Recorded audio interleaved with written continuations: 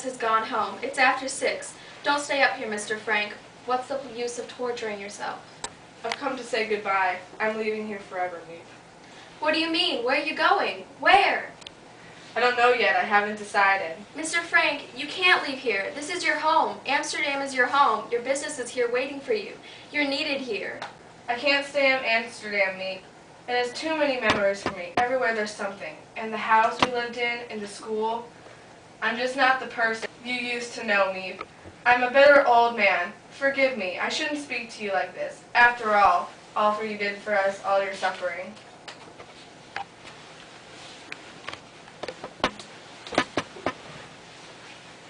Stop it.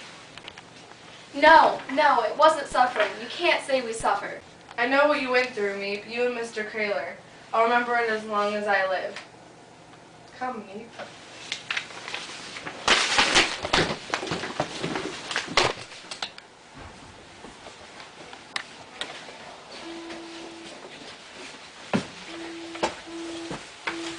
Mr. Frank, did you see? There are some papers here. We found them in a heap of rubbish on the floor after you left. Burn them. But Mr. Frank, there are letters, notes. Burn them, all of them. Burn this?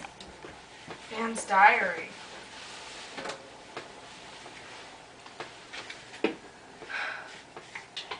Monday, the 6th of July, 1942. Is it possible, Meep? Only 3 years ago. Dear Diary, since you and I are going to be great friends, I will start by telling you about myself. My name is Anne Frank. I am 13 years old. I was born in Germany the 12th of June, 1929. As my family is Jewish, we immigrated to Holland when Hitler came into power. My father started a business importing spice and herbs. Things went well for us until 1940. Then the war came, and the Dutch capitulation, followed by the arrival of the Germans. Then things got very bad for the Jews.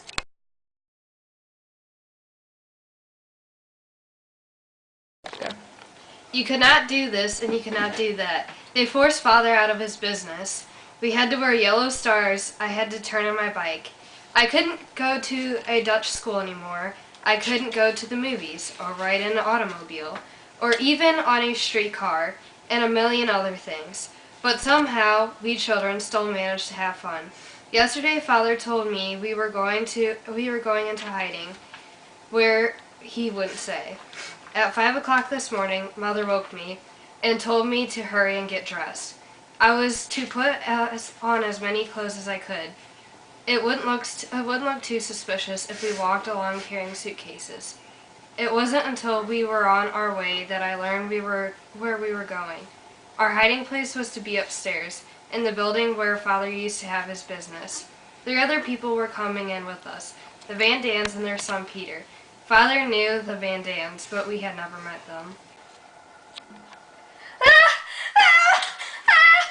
No, don't take me! Shush, shush! Save me! Save me! Quiet! You want someone to hear? Hush, darling, hush. It's all right. Will you go get the lights for me, Mr. Dussel? It's nothing, my darling. It was just a dream. Something must be done about that child, Miss Frank. Yelling like that, who knows, there's somebody on the streets? She's endangering our lives. Anne, darling, it's okay. Every night she twists and turns. I don't sleep. I spend half my night shushing her, and I know it. It's nightmares. You're here, safe, you see? Nothing has happened. Please, Mr. Dussel, go back to sleep. She'll be herself in a minute or two, won't you, Anne? Yeah. Thank you, but I'm going to the WC, the one place where there's peace. What is it? What happened? A nightmare. She had a nightmare. Would you like some water? Was it a bad dream? Perhaps if you told me. I'd rather not talk about it. Poor darling, try to sleep then. I'll sit right beside you until you fall asleep. You don't have to. But I'd like to be with you. Very much, really. I'd rather you didn't. Good night, then. You'll be all right? There's nothing you want? Will you ask Father to come? Of course, Anne dear. She's asking for you.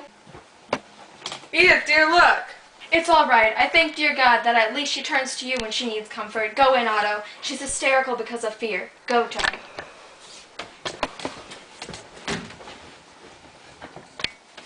She wants nothing from me. She pulled away when I tried to kiss her. It's a phase. You heard Father. Most girls go through it. They turn to their fathers at this age. They give their love to their fathers. You weren't like this. You didn't shut me out. She'll get over it. Oh, Pim, I dreamed that they came to get us. The green police. They broke down the door and grabbed me and started to drag me away, the way they did Joby. I want you to take this pill. What is it? Something to quiet you. Do you want me to read to you for a while? No, just sit with me for a minute. Was I awful? Did I yell terribly loud? Do you think anybody outside could have heard me? No, lie quietly now. Try to sleep. I am a terrible coward. I'm so disappointed in myself. I think I've conquered my fear. I think I'm really grown up. And then something happens. And I run to you like a baby. I love you, Father. I don't love anyone but you. And now. It's true. I've been thinking about it for a long time. You're the one I love. It's fine to hear you tell me that you love me, but I'd be happier if you said that you loved your mother as well. She needs your help so much. Your love. We have nothing in common. She doesn't understand me. Whenever I try to explain my views on life to her, she asks me if I am constipated. You hurt her very much just now. She's crying. She's in there crying. I can't help it. I only told the truth. I don't want her here. Oh, Pim, I was horrible, wasn't I? And the worst of it is I can't stand off and look at myself doing it. And no, it is cruel, and yet I can't stop doing it. What's the matter with me? Tell me. Don't say it's just a phase. Help me. There's so little that we parents can do to help our children. We can only try to set a good example. Point the way. The rest you must do yourself. You must build your own character.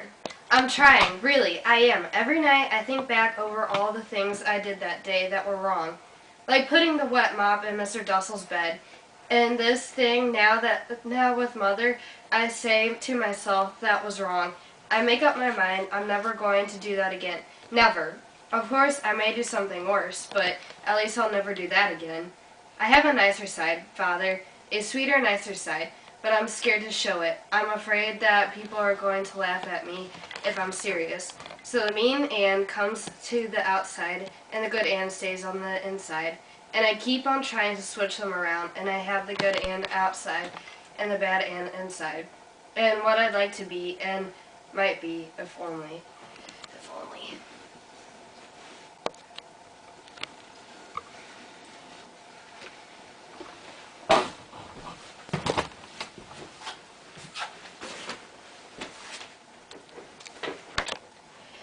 The air raids are getting worse. They come over day and night. The noise is terrifying. Pim says it should be music to our ears. The more planes, the sooner we'll come to the end of war. Miss Van Dam pretends to be a fatalist. What will be, will be. But when the planes come over, who is the most frightened? No one else but Petronella. Monday, the 9th of November, 1942. Wonderful news. The Allies have landed in Africa. Pim says that we can look for an early finish to the war. Just for fun, he asked each of us what the first thing we wanted to do when we got out of here. Mrs. Van Dam longs to be home with her own things. Her needlepoint. Chairs, the Baxton piano, her father gave her. The best money could buy. Peter would like to go to a movie. Mr. Dawson wants to get back to his dentist drill. He is afraid he is losing his touch. For myself, there are so many things. To ride a bike again, to laugh until my belly aches, to have new clothes from the skin out, to have a hot tub filled with overflowing and wallow it in for hours, to be back in school with my friends.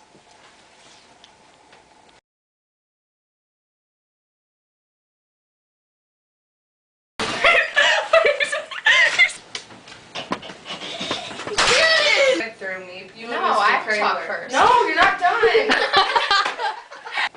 Monday, the 6th of June, 1942. She is in danger. Endangering. Thank you, but I'm going to the WC, the place where there's peace. The only You can't place freaking where read! Why are you looking at me? Ant's tree! my tree.